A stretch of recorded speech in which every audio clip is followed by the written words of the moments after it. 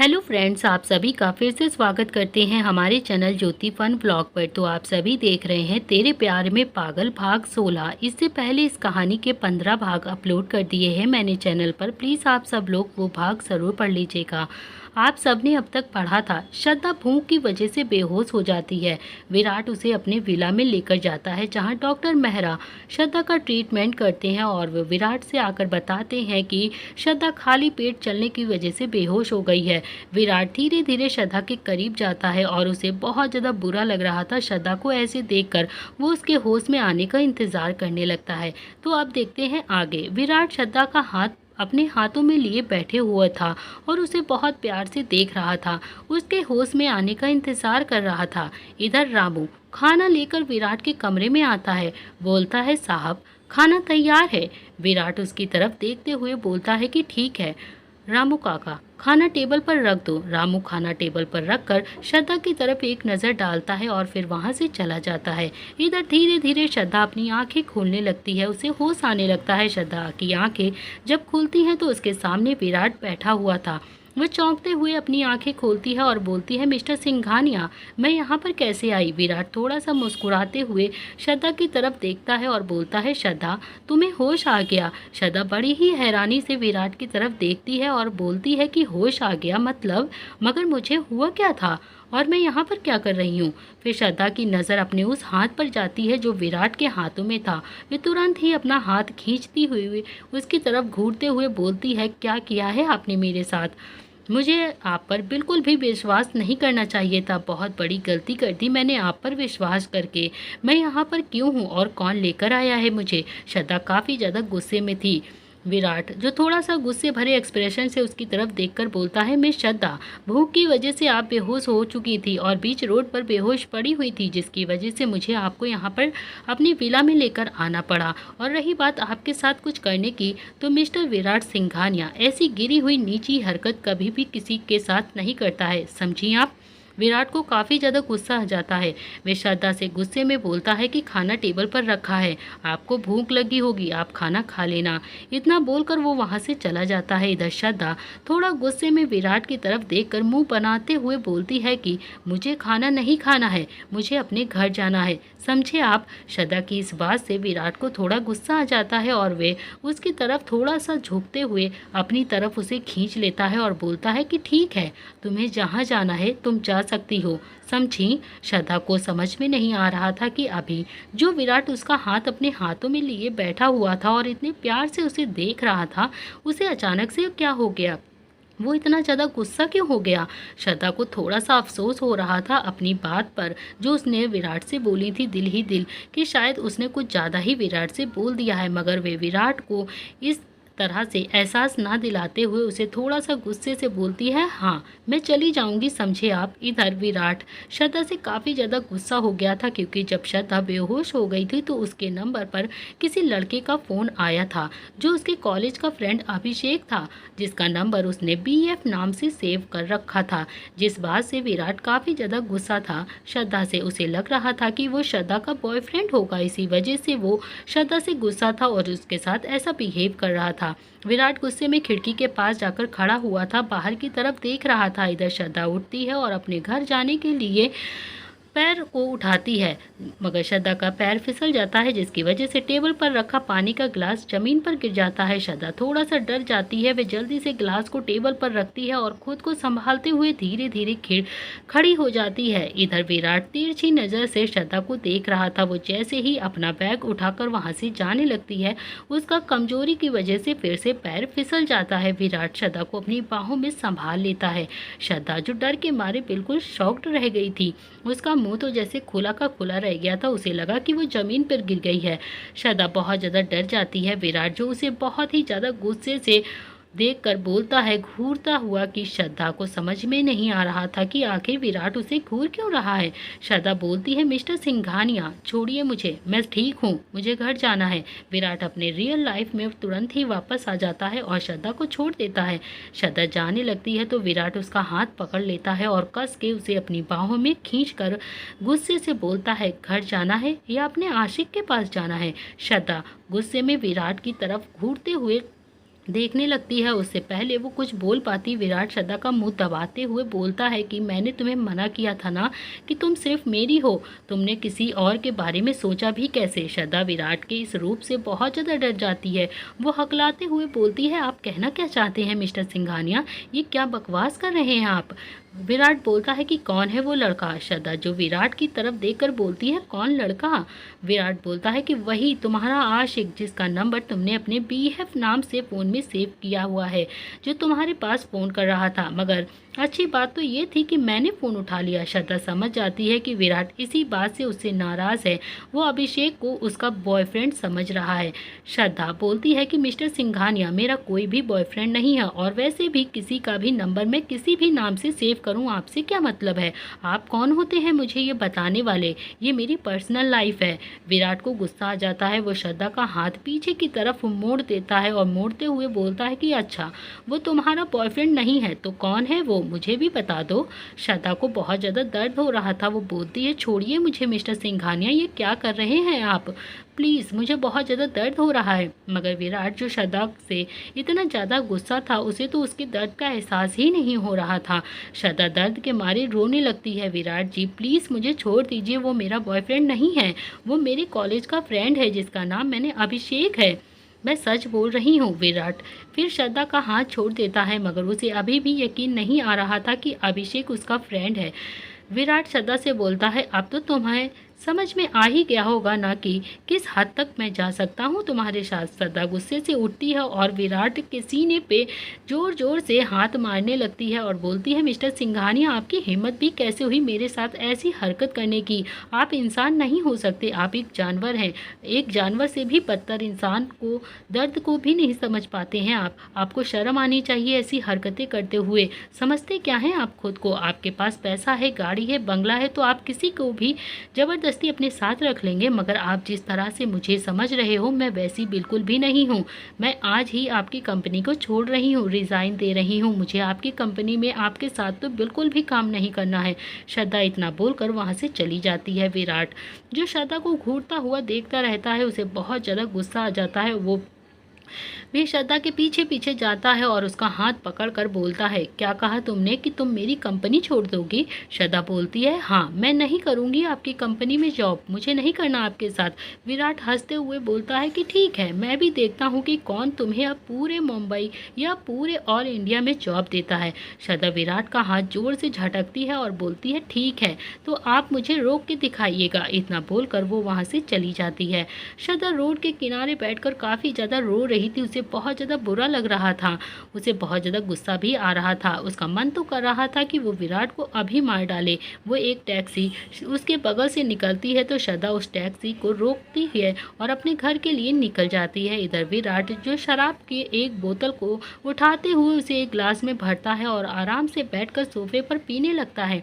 उसे बार बार श्रद्धा का वही रोता हुआ चेहरा याद आ रहा था। इधर श्रद्धा अपने घर आ जाती है। अपने रूम में आकर बिस्तर पर अपना बैग पटक देती है और गुस्से से बिस्तर पर बैठ जाती है और अपने मन ही मन बड़बड़ाने लगती है कि क्या समझता है वो मगरमच्छ अपने आप को, मेरे बारे में कुछ भी बोल सकता है, उसे किसने हक दिया है। अब भी मैं उसके बारे में क्यों सोच रही हूँ, पागल इंसान है वो। मैं उसकी कंपनी में 1 मिनट भी अब जॉब नहीं करूँगी। श्रद्धा अभी बड़बड़ा ही रही थी, तभी उसके फ़ोन पर किसी का फ़ोन आया। उसने अपना फ़ोन उठाकर देखा तो वो फ़ोन उसकी फ्रेंड श्रेया का था।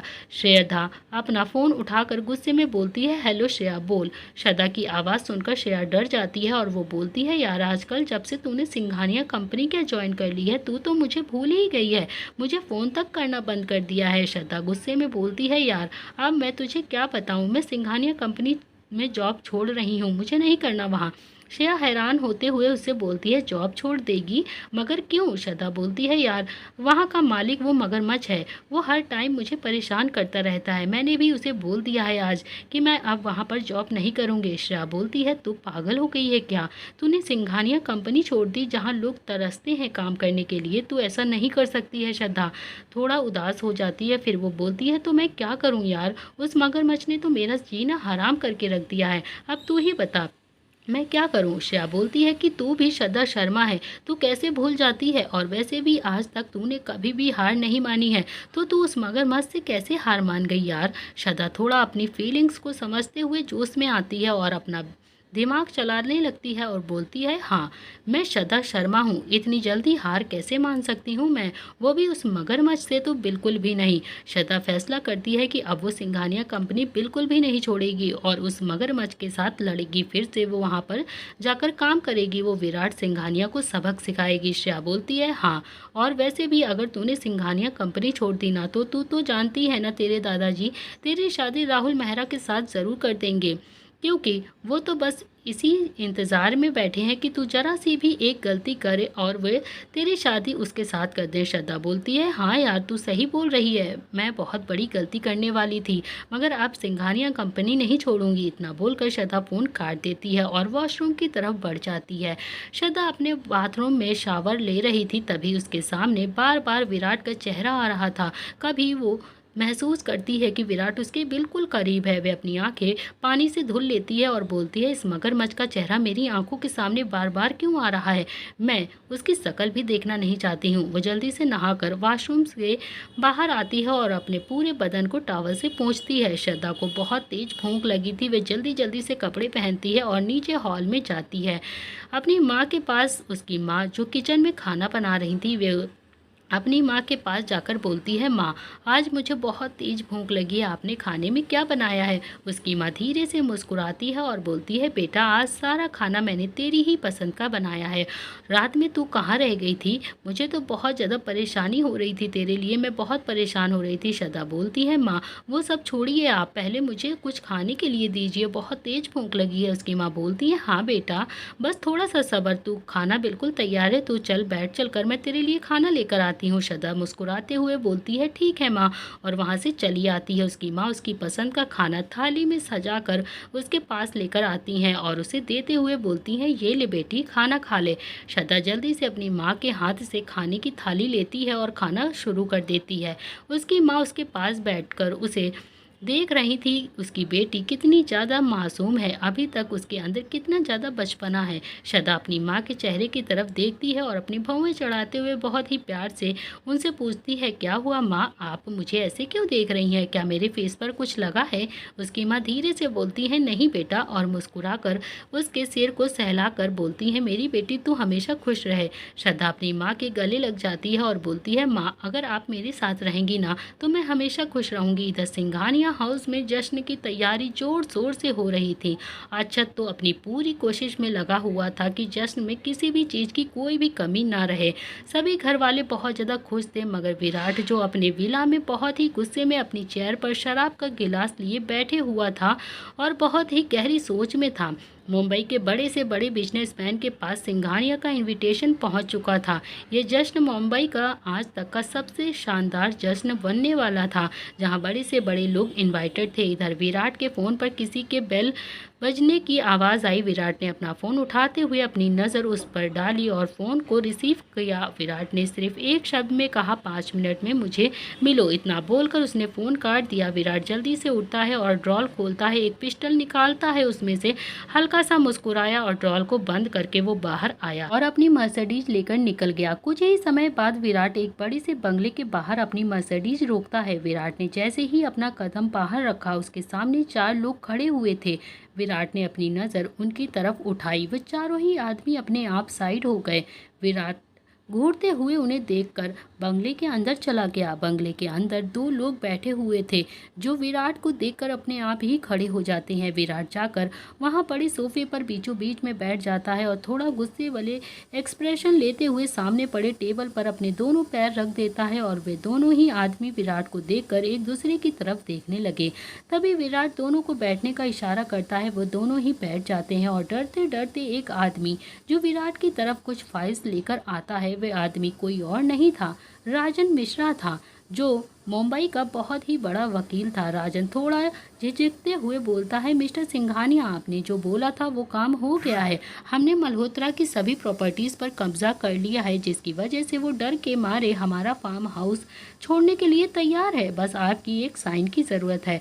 विराट राजन की तरफ देखकर मुस्कुराता है और बोलता है, मिस्टर राजन मिश्रा, लगता है आप अभी तक विराट को समझ नहीं पाए हैं। विराट जो चीज़ एक बार ले लेता है वो विराट की हो जाती है। विराट सिंघानिया कभी भी ली हुई चीज़ को वापस नहीं करता है। राजन को कुछ भी समझ में नहीं आता है कि आखिर विराट कहना क्या चाहता है। वे विराट की तरफ देखते हुए बोलता है, मिस्टर सिंघानिया, आप क्या कहना चाहते हैं? मैं तो कुछ भी नहीं समझ पा रहा हूँ। विराट उठकर खड़ा होता है और हंसते हुए राजन के करीब जाता है और उसके कंधे पर अपना हाथ रखते हुए बोलता है कि मतलब ये कि मल्होत्रा की सारी प्रॉपर्टीज़ भी हमारी होगी और हमारा फार्म हाउस भी हमारा होगा। राजन बड़ी हैरानी से विराट की तरफ देखता है और बोलता है, मगर मिस्टर सिंघानिया, हम मल्होत्रा प्रॉपर्टीज़ कैसे ले सकते हैं? ये तो गैर कानूनी होगा, जिस पर उल्टा हम पर ही केस हो सकता है। विराट राजन को घूरते हुए देखता है और बोलता है कि विराट सिंघानिया के लिए कोई भी चीज़ गैर कानूनी नहीं होती है। रही बात मल्होत्रा की प्रॉपर्टी, वो हमारी उसी दिन हो गई थी जिस दिन उसने हमारा फार्म हाउस लिया था। राजन विराट के पास आता है और बोलता है, तो मिस्टर सिंघानिया, अब हम क्या करेंगे? विराट मुस्कुराता है और बोलता है कि मिस्टर राजन, आपको परेशान होने की बिल्कुल भी ज़रूरत नहीं है, क्योंकि जो मल्होत्रा सबके साथ करता है हम वही उसके साथ करेंगे। राजन बोलता है, ठीक है, और वो समझ जाता है कि विराट क्या कहना चाहता है। तभी वो बोलता है, ठीक है सिंघानिया साहब, जैसी आपकी मर्जी। विराट आपकी तरफ देखकर मुस्कुराता है और राजन से अपना फार्म हाउस के डॉक्यूमेंट्स लेकर बोलता है, थैंक यू मिस्टर राजन, मुझे लगता है कि आप मुझे चलना चाहिए। राजन मुस्कुराते हुए बोलता है, हाँ सिंघानिया साहब, बिल्कुल, best of luck and congratulations. Virat हल्की सी मुस्कान देकर राजन से बोलता है कि वैसे कॉन्ग्रेचुलेशंस तो आपको भी देनी बनती है। राजन हंसते हुए बोलता है कि मिस्टर सिंघानिया, आपके साथ काम करना ही मेरे लिए सबसे बड़ी सक्सेस है। विराट उसकी तरफ बड़े ही रॉयल मुस्कान के साथ देखते हुए जाने लगता है। तभी उसे अचानक से कुछ याद आता है। वे पीछे पलटते हुए बोलता है कि वैसे मिस्टर राजन, मुझे आपसे कुछ बोलना था। वो 2 कदम आगे की तरफ बढ़ा। विराट राजन की तरफ देखकर बोलता है कि आज शाम सिंघानियाज़ की सबसे बड़ी सक्सेस पार्टी होगी, तो आप हमारे पार्टी में शामिल होंगे तो हमें बहुत खुशी होगी। राजन खुश होते हुए बोलता है, सिंघानिया साहब, बिल्कुल, आपके साथ आपके जश्न में शामिल होने का आपने मौका दिया, इससे बड़ी बात हमारे लिए क्या हो सकती है। विराट राजन की तरफ देखकर स्माइल करता है और वहाँ से चलने लगता है। विराट जैसे ही बाहर निकलता है, वहाँ खड़े 4 आदमी में से एक आदमी तुरंत आगे बढ़ा और विराट की मर्सिडीज का दरवाज़ा खोल दिया। विराट उसकी तरफ देखकर मर्सिडीज के अंदर जाकर बैठ जाता है। विराट अपनी मर्सिडीज लेकर वहां से निकल गया। थोड़ी दूर चलने के बाद ही अचानक से बीच रास्ते में उसे टूटी हुई गाड़ियां रोड पर पड़ी मिली, जिसकी वजह से पूरा रास्ता बंद हो गया था। विराट ने ज़्यादा टाइम ना लगाते हुए अपनी मर्सिडीज को बैक किया और दूसरे रास्ते से निकल गया। विराट अभी थोड़ी दूर ही चला था कि अचानक से उसकी मर्सिडीज पर किसी ने वार कर दिया। विराट ने अपनी मर्सिडीज रोकते हुए इधर उधर देखा तो उसे समझ में कुछ भी नहीं आया, तो उसे लगा कि शायद कुछ गड़बड़ है। उसने अपनी आंखें इधर उधर घुमाई, मगर उसे कोई भी नजर नहीं आता है। फिर से उसने अपनी मर्सिडीज पर किसी का वार सुनाई दिया। विराट ने अपनी मर्सिडीज की स्पीड बढ़ा ली। लगातार विराट के ऊपर वार हो रहे थे। विराट ने भी अपने पिस्टल निकाली और वार करना स्टार्ट कर दिया। तभी उसकी मर्सिडीज को कुछ गुंडों ने चारों तरफ से घेर लिया और लगातार उसके ऊपर वार करने लगे। विराट भी अपनी मर्सिडीज के अंदर ही उन सब पर वार कर रहा था। तभी विराट के बाजू पर एक गोली लग जाती है, जिसकी वजह से उसे काफ़ी ज़्यादा खून निकलने लगता है। विराट अपनी मर्सिडीज से बाहर निकला तो कुछ गुंडे उसके पास बढ़े तो उसके ऊपर वार करने लगे। तभी विराट ने भी अपने बाजू को एक रुमाल से कस के बांध लिया और जैसे ही उन गुंडों में से एक ने विराट के ऊपर वार किया, करने की कोशिश करने लगा, विराट ने उसका हाथ पकड़कर पीछे की तरफ मोड़ते हुए उसे गुस्से से अपनी तरफ खींचा और एक मुक्का उसके मुंह पर मारा, जिससे वे आदमी वहीं जमीन पर ही गिर गया और बेहोश हो गया। एक एक करके सभी गुंडे विराट के ऊपर वार करने के लिए बढ़ने लगे। विराट ने भी उन सब गुंडों को मार के ढेर कर दिया। विराट के सिर पर एक गुंडे ने पीछे से कस के डंडा मारा। विराट का सिर एकदम से चकरा गया, मगर विराट जैसे ही पीछे मुड़ा उसने उस गुंडे के हाथ से वो डंडा खींचते हुए उसके ही हाथ को मोड़कर उसके डंडा सिर पे मारा, जिसकी वजह से वो आदमी वहां गिर गया। कुछ गुंडे जो खड़े विराट को देख रहे थे मारने के लिए, उनकी आंखें जब उसे घूरती हैं तो वो डर के मारे वहां से भाग जाते हैं। गुंडे कोई भी नहीं थे, मल्होत्रा के थे जिसने उन्हें विराट को मारने के लिए भेजा था। विराट हंसता है और बोलता है, मल्होत्रा तू कभी नहीं सुधर सकता, मैं जानता था तू यही नीच हरकत करेगा, मगर इस बार तूने पंगा विराट सिंघानिया से लिया है। विराट तुरंत अपने कोट से अपना फ़ोन निकालता है और एक नंबर डायल करता है। जैसे ही उधर से किसी की आवाज़ आई, विराट बोलता है, हेलो मिस्टर मल्होत्रा, तूने जो मेरे लिए गुंडे भेजे थे, तेरे लिए बहुत बुरी खबर है। तेरे सभी गुंडे सिटी हॉस्पिटल में एडमिट हैं, तेरे पास टाइम हो तो जाकर उनसे मिल लेना। इतना बोलकर विराट फ़ोन काट देता है। इधर मल्होत्रा जो काफ़ी ज़्यादा गुस्से में अपना फ़ोन पटकते हुए बोलता है कि विराट सिंघानिया, ये तूने अच्छा नहीं किया, इसकी सज़ा तो तुझे मिलकर ही रहेगी। मल्होत्रा वहाँ खड़े अपने कुछ आदमियों को इशारा करते हुए बोलता है कि मुझे विराट सिंघानिया या तो जिंदा चाहिए या तो उसकी लाश। इधर विराट जो अपनी मर्सिडीज में आकर बैठता है और मगर उसके बाजू से काफ़ी ज़्यादा खून निकल रहा था, जिसकी वजह से वह मर्सिडीज नहीं चला पा रहा था। फिर जैसे तैसे विराट गाड़ी चलाना स्टार्ट करता है। वह अपने ही हॉस्पिटल में जाता है, वहाँ ट्रीटमेंट लेता है। उसके बाद वह अपने घर के लिए निकल जाता है। जैसे ही विराट के घर में अंदर पहुंचता है, वो उसने देखा तो उसके घर को पूरी तरह से सजा हुआ देखा और घर में जश्न का माहौल बिल्कुल बन चुका था। वो किसी को भी परेशान नहीं करना चाहता था, सीधा अपने रूम की तरफ जाने लगता है। तभी उसकी माँ की नज़र अचानक से विराट के ऊपर जाती है, जिसके बाजू में पट्टी बंधी हुई थी और साइड से हल्का हल्का खून निकल रहा था। उसकी माँ बहुत ज़्यादा डर जाती है और वो घबराते हुए उसके पास जाती हैं, बोलती हैं विराट से, बेटा क्या हुआ तुझे, ये चोट कैसे लगी, तू ठीक तो है ना। उसकी माँ इतनी देर में हजारों सवाल उससे कर लिए थे। विराट अपनी माँ को शांत करते हुए बोलता है, माँ कुछ नहीं हुआ है, मैं बिल्कुल ठीक हूँ। उसकी माँ के आंखों में आंसू आ जाते हैं, जिसे विराट अपने हाथों से पोंछता है उनके आंसुओं को और हल्का सा मुस्कुराते हुए बोलता है, माँ आप इतना ज़्यादा परेशान क्यों हो रही हैं, आपका बेटा बिल्कुल ठीक है। देखिए मैं आपके सामने खड़ा हूँ, मैं खुद अपनी मर्सिडीज को लेकर आया हूँ, मुझे कुछ नहीं हुआ है, बस थोड़ी सी चोट लग गई थी। मल्होत्रा के आदमी ने मुझ पर गोली चला दी थी, जिसकी वजह से मुझे एक गोली लग गई। गोली का नाम सुनकर उसकी माँ बहुत ज़्यादा घबरा जाती हैं और वो बेहोश होने लगती हैं। विराट अपनी माँ को संभालते हुए उन्हें सोफे पर बैठाता है और सभी घर वालों को आवाज़ लगाते हुए हॉल में बुला लेता है। सभी घर वाले वहाँ पर आ जाते हैं और विराट की ऐसी हालत देखकर बहुत ज़्यादा परेशान हो जाते हैं। तभी अच्छा जो अपने रूम में अंजलि से बात कर रहा था, उसे तो इन सब चीज़ों की खबर ही नहीं थी। विराट को कितनी ज़्यादा चोट लगी है उसे नहीं पता था। विराट अपने डैड की तरफ देखकर बोलता है, डैड प्लीज़ आप डॉक्टर को फ़ोन कीजिए, मिस्टर मेहरा से बोलिए कि जल्दी से सिंघानिया हाउस आए, माँ की तबीयत बहुत ज़्यादा ख़राब है। उसके डैड जल्दी से डॉक्टर के पास फ़ोन करने लगते हैं। विराट जो अपनी माँ के पास बैठा उन्हें देख रहा था। इधर श्रद्धा के घर में भी हाई वोल्टेज ड्रामा स्टार्ट हो चुका था। इधर राहुल शर्मा के जब पता चलता है कि उस दिन उसकी पार्टी में जिस लड़की का वो दीवाना बन गया था वह कोई और नहीं थी, श्रद्धा ही थी। जब से श्रद्धा ने सिंघानिया कंपनी में जॉब करना स्टार्ट किया है, उसने राहुल शर्मा के साथ शादी करने से भी इनकार कर दिया है और उसके दादाजी ने भी अब अपना मूड बदल लिया है। उसने अपने कुछ आदमियों को श्रद्धा के घर भेजा, उसे ज़बरदस्ती उठाकर लाने के लिए। जैसे ही उसके आदमी श्रद्धा के घर पहुंचते हैं, उसके दादाजी उन्हें रोकने की बहुत कोशिश करते हैं, मगर वो ज़बरदस्ती उनके साथ मारपीट करने लगते हैं और श्रद्धा को ज़बरदस्ती इधर उधर देखने लगते हैं, ढूंढने लगते हैं और बोलते हैं कि कहाँ है तुम्हारी पोती, जल्दी से उसे हमारे पास भेजो। राहुल शर्मा ने उसे उठा के लाने के लिए बोला है।